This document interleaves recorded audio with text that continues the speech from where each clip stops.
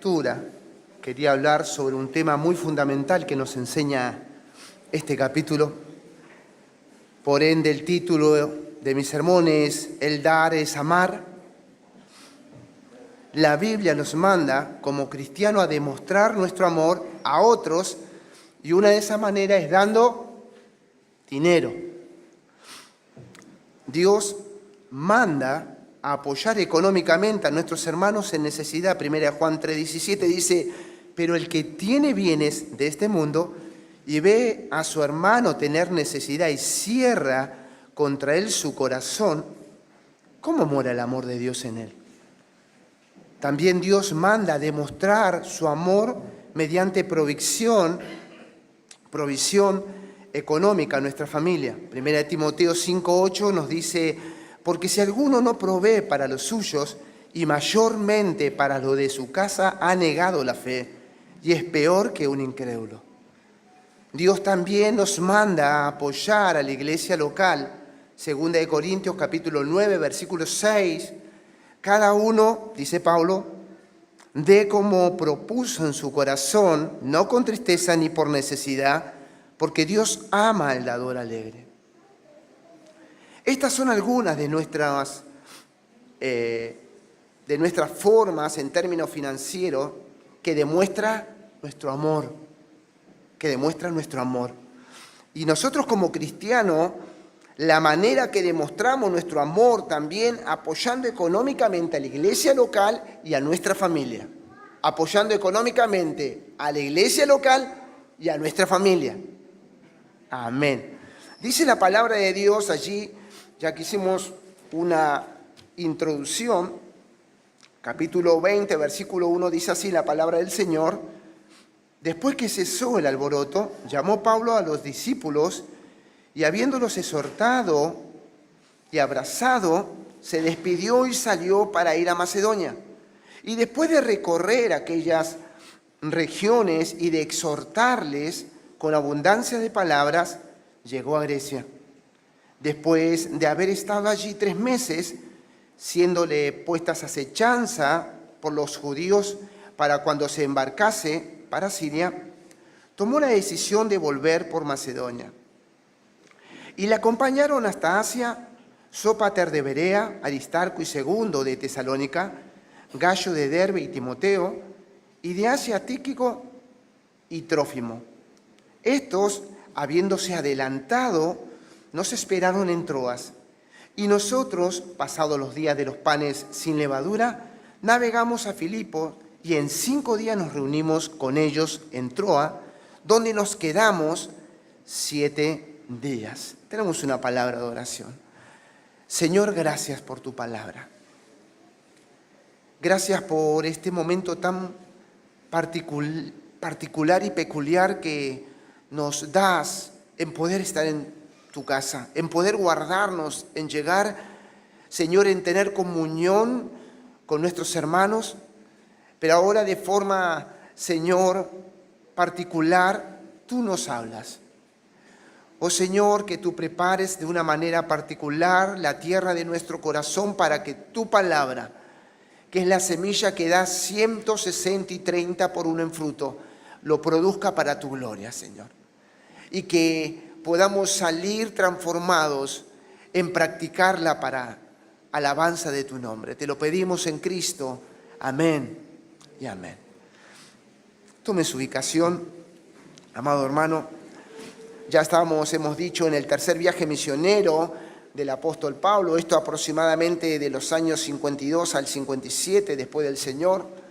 Ahora en el versículo 1 y 2 de nuestro capítulo 20, nos muestra el autor el amor y la preocupación de Pablo por las iglesias. En otra palabra, en estos 2 versículos va a mostrar el aliento y el ánimo de Pablo a las iglesias. Después que se calma, dice Lucas, la situación, el alboroto, Pablo convoca, los llama a los discípulos. Y muy probablemente estos discípulos de Éfeso eran los ancianos o los oficiales de la iglesia y los obreros de la iglesia en Éfeso, ¿no? ¿Y cómo los exhorta, que nos dice el texto allí. Después que cesa, que se calma la situación, hemos visto allí un gremio, hemos visto un sindicalista, Demetrio, que se levanta como algunos sindicalistas en nuestros países se levantan para hacer una turba contra un hombre que expone la verdad, que predica el Evangelio. Hemos visto la mano poderosa del Señor a lo largo del capítulo 19 que nuestros hermanos han venido exponiendo. Y aquí, luego que cesa este alboroto, esta situación, dice que Pablo llama a los discípulos y habiéndolos exhortado y abrazado. O sea, el versículo nos habla justamente de esto, de animar, de alentar a los hermanos. Ahora, ¿cómo los exhorta Pablo? ¿Se pone a retarlo, a mirarlo como nosotros a veces le hablamos a nuestros hijos pequeños? Cuando se portan mal o hacen algo mal, fruncen su frente. No, los exhorta con amor. Aquí vemos el corazón pastoral del apóstol Pablo cuidando el rebaño, sabiendo que esos hermanos no eran propiedad de él, sino que eran propiedad de Dios. Porque Dios lo había escogido desde antes de la fundación del mundo para que puedan creer en el Evangelio que este heraldo, este apóstol Pablo llegó y predicó en Asia también, Efesios. Entonces los exhorta como un pastor que cuida del rebaño con amor, ¿no? Estas exhortaciones tienen el sentido de alentar, de animar a los hermanos a seguir confiando en el Señor a pesar de las dificultades. ¿Por qué? Porque los hermanos habían visto las dificultades que él mismo había pasado. Entonces él, por ende, les anima y les dice, así como me pasó a mí, le puede pasar a usted y seguramente le va a pasar. Pero sigamos adelante, sigamos confiando en el Señor, que Él es fiel. Ahora, a pesar de la oposición y de las amenazas que enfrentó en Éfeso Pablo, continúa con su trabajo en Macedonia y en Grecia. Después que se levanta esta ciudad de Éfeso, que se levanta un sindicalista, que se levanta todo un gremio allí, ya hemos visto eso.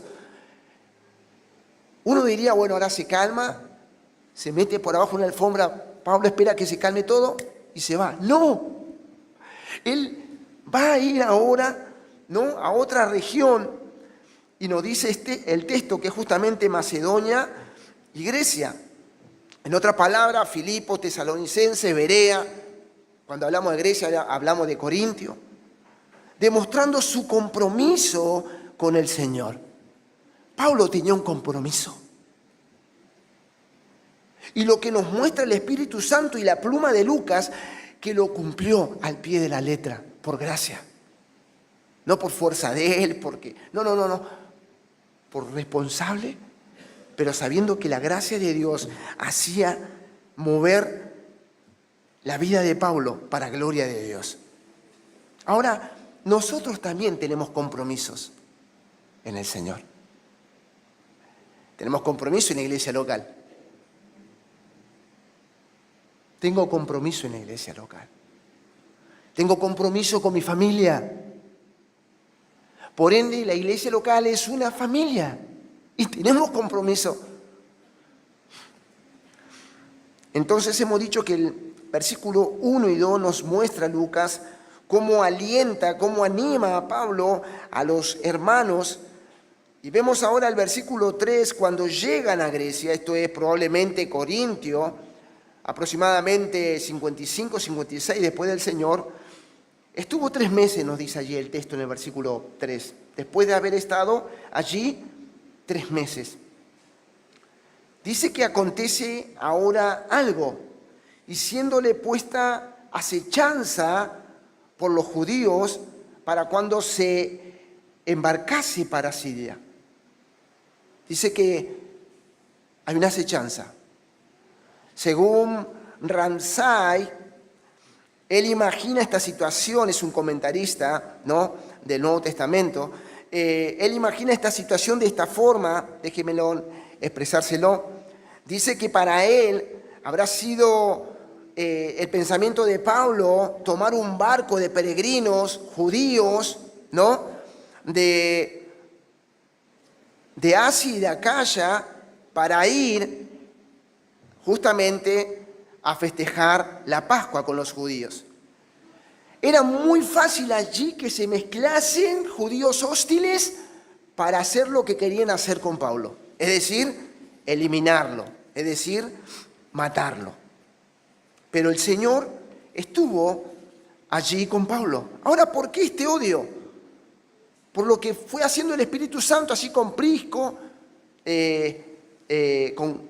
con Prisco y con Sóstenes, me parece que fueron los primeros de una sinagoga que creyeron. Luego tenemos allí aquel procónsul que no quiso hacer nada cuando vinieron para que le haga algo. Dios intervino y fue libre. Entonces se llenaron de odio, de bronca, y dijeron, bueno, no pueden ellos, nosotros vamos a poder. Y pensaron que iban a poder hacer esto. Pero dice el texto que Pablo decide volver para Macedonia. Para Macedonia. Pero algo muy importante pasa justamente aquí en esta primer parte del versículo 3. Aquí, según los comentaristas y los eruditos, nos dicen que aquí en Corintio, Pablo escribe Primera de Corintios, Segunda de Corintios y la Epístola Magna a los romanos. Aquí dice que la escribe él, y quería compartirle allí algunos versículos del capítulo 15 de Romanos, 25 y 26, pero le dejo en modo de tarea, que está buenísimo, que lo pueda leer del 22 al 31, para que entendamos que lo que está hablando el texto es de ofrenda, aunque Lucas no dice que llevaban alguna ofrenda o algún donativo, pero el texto nos habla justamente de esto, esa ofrenda que era para los hermanos en Jerusalén.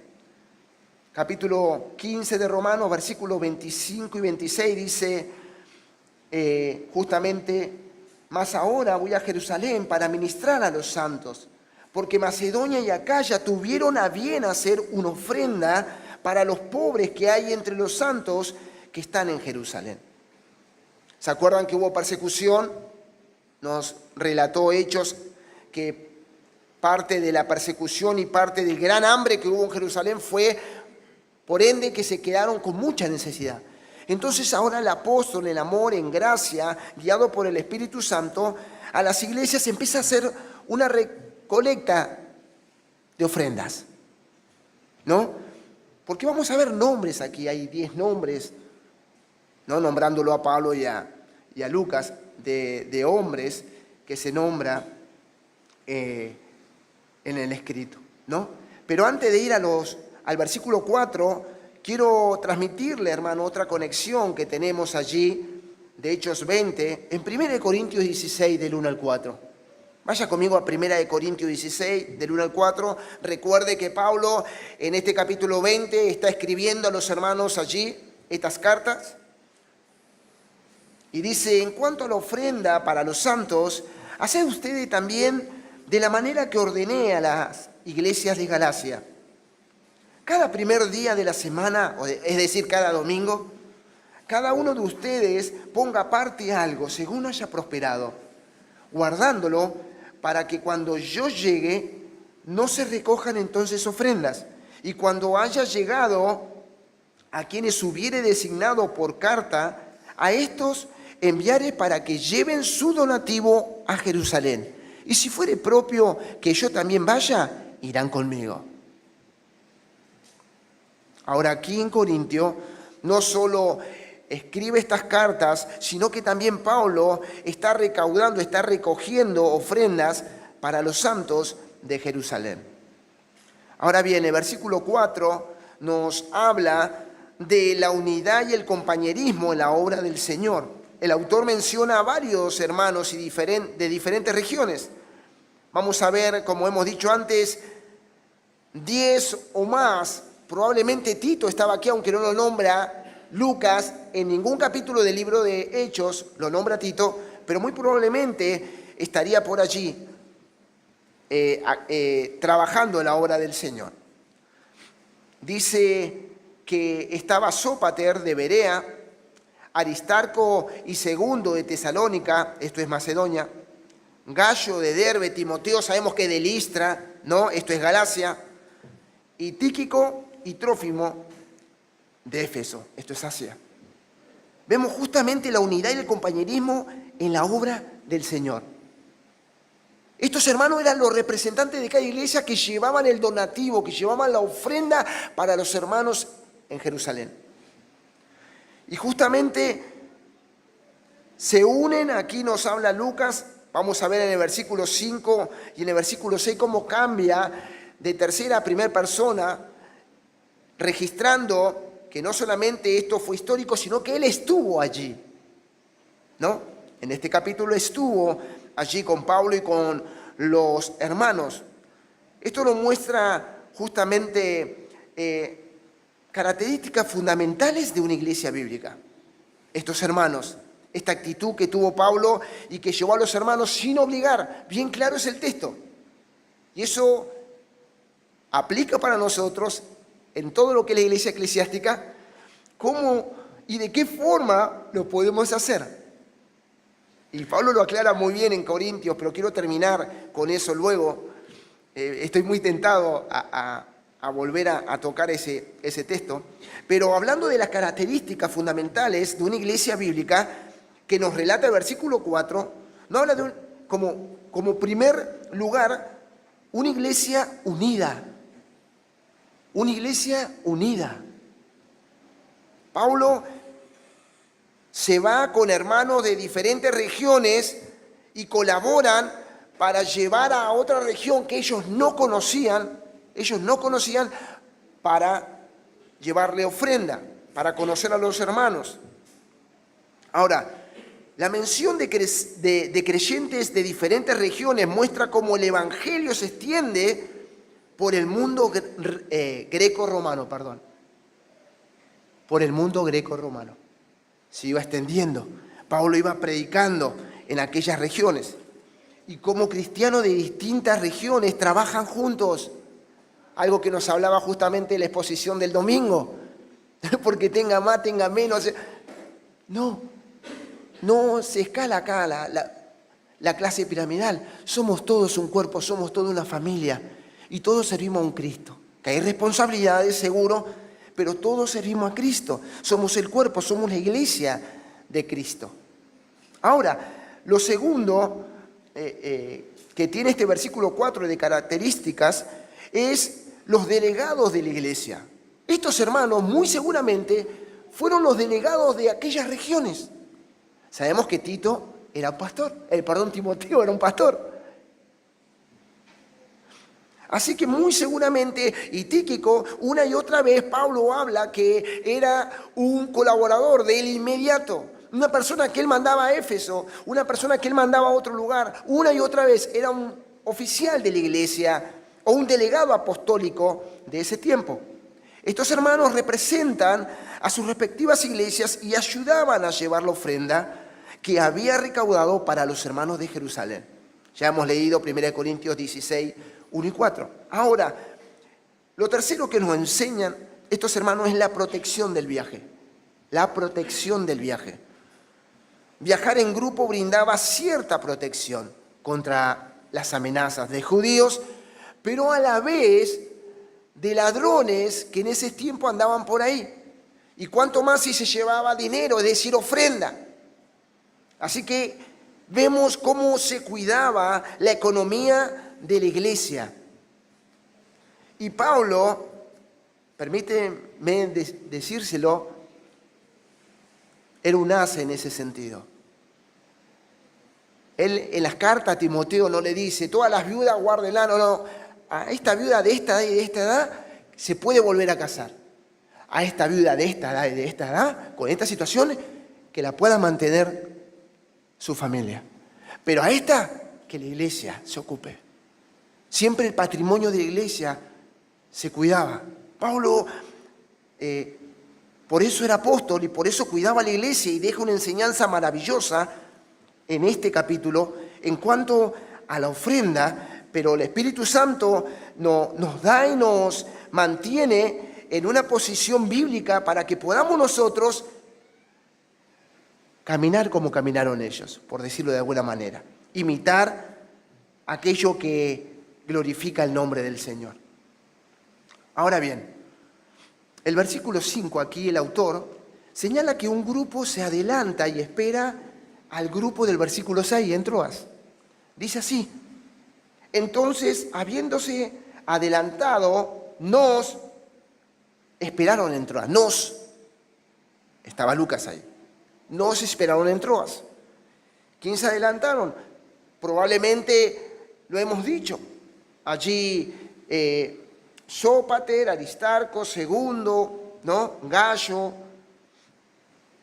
quizás Tíquico, Trófimo. No sabemos si aquí estaba Tito. Algunos comentaristas dicen que allí con Lucas, con Pablo estaba Tito, pero eso no es tan importante. Lo importante es que un grupo se adelanta, se va a Troas, y vemos otro grupo que se queda. En el versículo 6, aquí vemos el grupo de Pablo y Lucas, podamos decirlo, y note nos y nosotros.